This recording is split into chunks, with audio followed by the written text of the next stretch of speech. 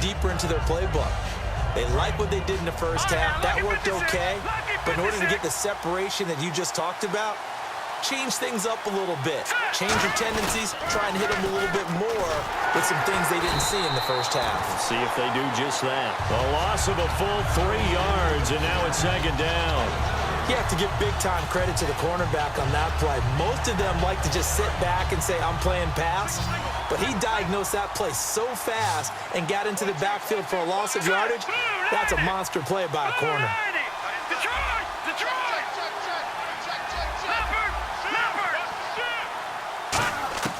On second down, Lynch.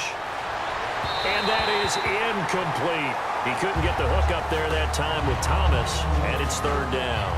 Well, pretty good coverage there, and both of these defenses, they've had good coverage throughout this one. No doubt about it, and in today's NFL, where we're used to a bit more scoring, this feels almost like a well-pitched game in baseball on both sides where the tension continues to build.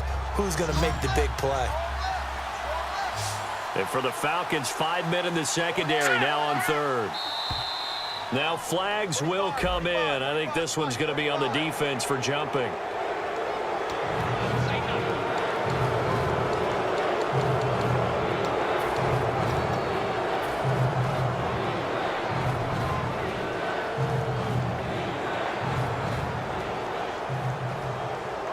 And if they want to keep this drive alive, they'll need 8 yards here on third down. They'll put 2 receivers left, 2 to the right.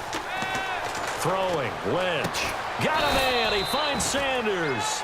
Give him 12 yards on that one. It earns him a fresh set of downs.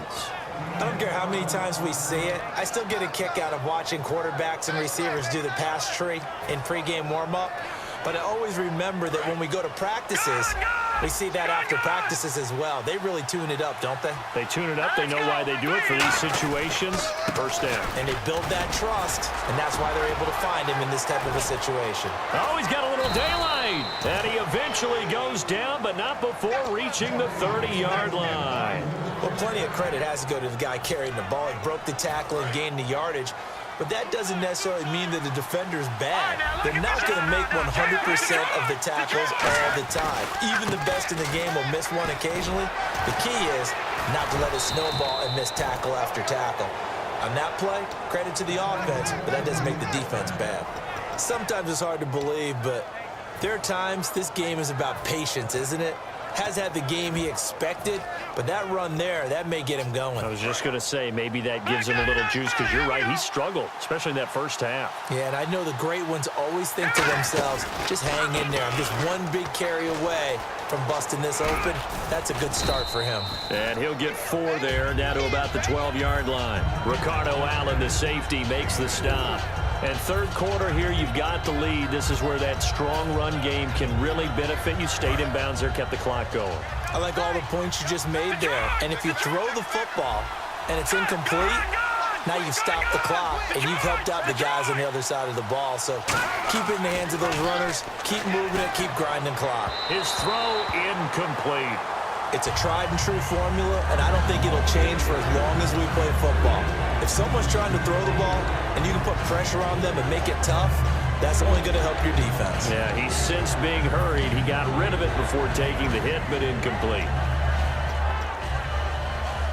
7th play of the drive upcoming here on 3rd and 6. This is 4th set. So a nice job to break the 1 tackle, but not much daylight after that as he's brought down. When a good play is made on defense, oftentimes leverage is the key to everything. Defensive line not getting turned, all the other guys making sure they're in the right spot, and on that play, they were able to stop them short of a first down. So the drive takes them inside the 10, but it ends with just 3. And a nice job defensively to rise up and make sure they didn't get in. And a fair catch signaled for and taken successfully.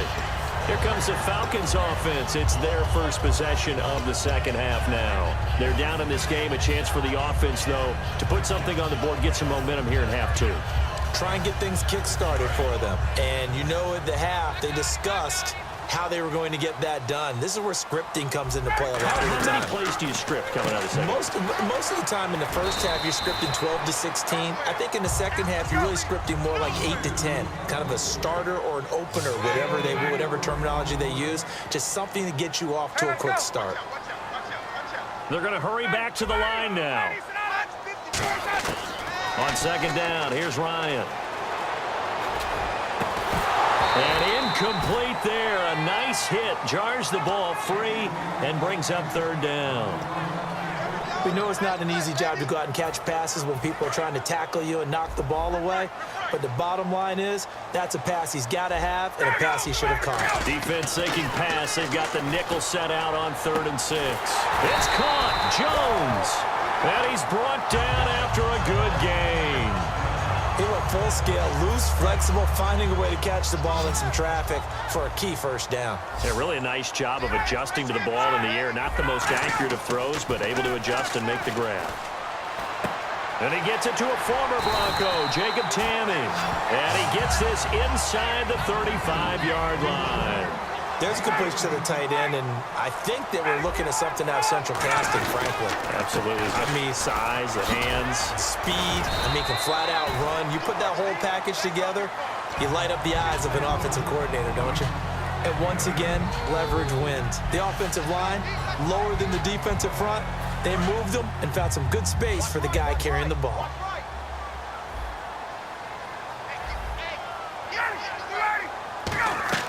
Now Ryan on second down. And this is Gabriel on the catch. And he'll be a couple yards shy of the red zone here at the 22-yard line. And on the outside, they're playing press coverage. Looking to speed things up here, going with some tempo.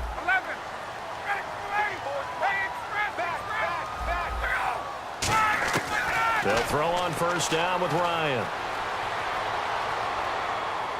Escaping the pressure right. And he's just going to throw this one out of bounds here. Nowhere to go with it. Incomplete. I hope I don't sound too rah-rah on that one, but that's the exact right throw. Either your receiver gets it or no one gets it. Give him a lot of credit for being really precise with it. Got rid of it. No one got it. Offense walks to the line for play number 7 of the drive. 2nd and 10 now. Ryan. Now he'll dump it underneath to his running back. Complete. Call it a pickup of 7, and that'll make it 3rd down. Back now in Atlanta. It's the Falcons. They'll have the football, but trailing on the scoreboard as we get set to begin the 4th.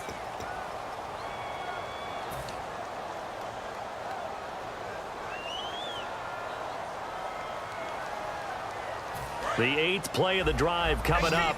It's 3rd and 3.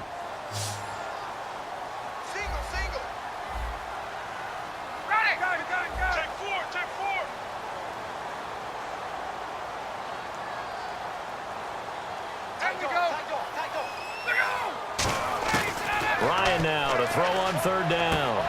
That is caught at the 7-yard line. 9 yards on the play there, and it sets him up 1st and goal. Well, they've had a great, impressive drive going here, and that pickup ensures the drive continues. And not only do you continue the drive, which is demoralizing for the guys on the defensive side of the ball right now, but you make your own defense happy. They're able to get a little more rest over on the sidelines while this one continues downfield. Now a play fake here on 1st down. And incomplete. Crisis averted. Almost picked. Instead, 2nd down. Long drive. The defense just cannot seem to catch a break and get off the field. Freeman, the lone man in the backfield. Off the play fake to Freeman. It's Ryan. Pass incomplete. The Pro Bowl wideout Julio Jones, his intended receiver. And that'll make it 3rd down.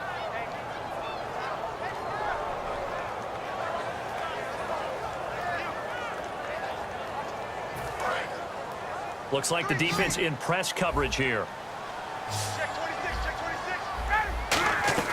On 3rd and goal, Ryan. And he dropped it. Now it was tipped. Altered the ball a little bit, but he dropped it. And now 4th down. Really nice play by the guys on the defensive side of the ball, but For the guys on the offensive line, they're doing a nice job of trying to protect their passer. But when a guy hops in the air and goes airborne to try and knock one away, it's difficult because you can't reach out and grab him. That'll be a holding penalty. So all you're trying to do is make some type of a play on him, make some type of contact to try and get his arms out of the sky.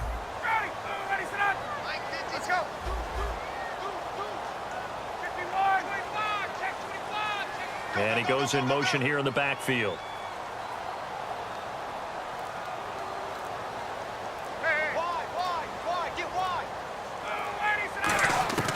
Here we go. It's Ryan on 4th down. They can't hook up here on the 4th down pass attempt. And the Broncos will take over on downs. And Denver getting set to take the field. And they had 3 points last time, but they didn't want 3 points because they were well within range of scoring a touchdown. We'll see if they can do better now. I'm with you on that one. Let's just go ahead and be frank about the whole thing. The only one happy about the 3-point kicker. Exactly. He put it through the post. That's going to help him at contract time. But that offense, they're thinking, let's get in the end zone this time. I don't know if that helped him at contract time. You could have kicked that one through. I don't know about that. I don't know about that. Super toe. And he'll go down after losing yardage at the 10. And they'll lose a yard that time, and that's going to lead to a 3rd down. And in this situation with a lead 4th quarter, they're liking keeping the ball on the ground, I'm sure. That's just smart football, but you know the defense has to know it as well. They've got to stop them here. So now we're going to see that loading the box in a big way. 6, 7, 8, 9, whatever it's going to take, puts a little bit more pressure on your big offensive line. Virgil Green is tight end, the intended receiver, and it's 4th down.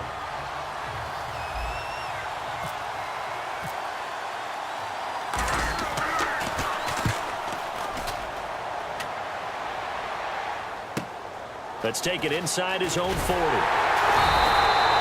yards on the return that time. And it'll be Falcon football as they take possession. Atlanta now coming out on the field. They had a great drive going last time. They were moving the ball, and then all of a sudden it just stalled out. So we'll see what they can do here, Charles. And it's always easy to second guess when you don't get it on a 4th down try. But they had to like the feeling that they had going on offense. They want to continue to see if they can capture that again. This is caught inside the 15. And he will finally be taken out of bounds. A big play there. Ryan to Jones. 49 yards. They come out here in the eye. They'll look to run with Freeman. And this will result in him losing yardage back to the 3. It's a loss of 2 there, bringing up 2nd down. The evaluation process in today's NFL does not take into account as much bulk as it does speed, and that's what we're seeing with the linebacker position. Those guys that can run, they can play at any spot because they can make plays on the opposite side of the line of scrimmage. On 2nd down, Ryan.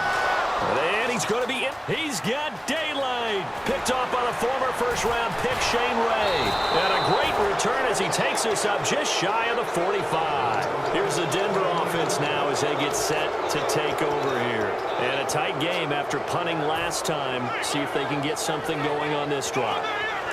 As they head to the field now, with the game this close, you've got to feel there's a sense of urgency for them going on offense right now. But they have to do it without letting panic creep in and affect their play. They call it a gain of 19, and it moves the chains. No matter the week, no matter the team, you're going to hear coaches wax nostalgic for big tight ends that can control the edge of the line of scrimmage. Well, sometimes you don't have a tight end in the game, so now you're looking at your tackles. Can they control the perimeter? Make sure that that gets sealed off so there's no penetration off of the edge. If they're able to do that, that's why a toss play is successful. Because once they get to the edge, they can pick and choose their spot, which way to run, whether it's deep outside or cutting it back inside to pick up big yardage. On that play, they controlled the edge so well that they picked up an excellent chunk of yardage. Play clock winding down. On first, again, they go with Booker. And nowhere to run on the interior of that defensive line. He'll get back only to the line of scrimmage. And now a timeout defensively by the Falcons. It's just their first. They'll be down to 2 remaining as we step aside here in the 4th quarter. On 2nd down, Anderson. And a cut to the left, and he is into the end zone for a Denver touchdown. C.J. Anderson.